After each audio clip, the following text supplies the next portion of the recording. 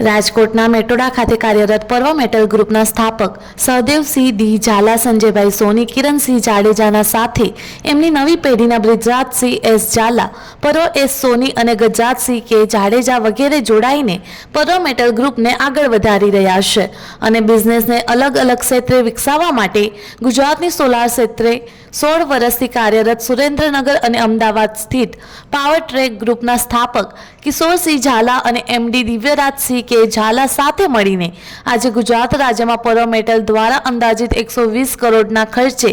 28 MW solar project સ્થાપિત કરી ગુજરાત સરકારની હાલમાં પોલિસી મુજબ 25 વર્ષ માટે પાવર વેચાણ માટે આજે પાવર ટ્રેક ગ્રુપ અને પર્વ મેટલ ગ્રુપે કરાર કર્યા છે, જેથી પાવર ટ્રેક ગ્રુપના વર્ષ 2030ના ₹4000 કરોડના રોકાણ સાથે 1000 MW સોલાર પ્રોજેક્ટના લક્ષ્યાંક તરફમાં આ એક વધુ સફળતા છે।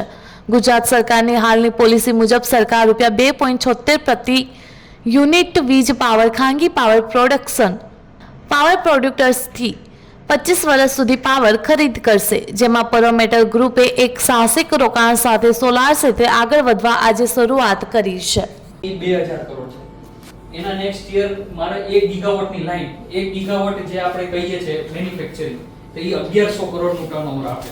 બેટરી જે ચાલુ થાય એટલે એનું મેન્યુફેક્ચરિંગ કરીને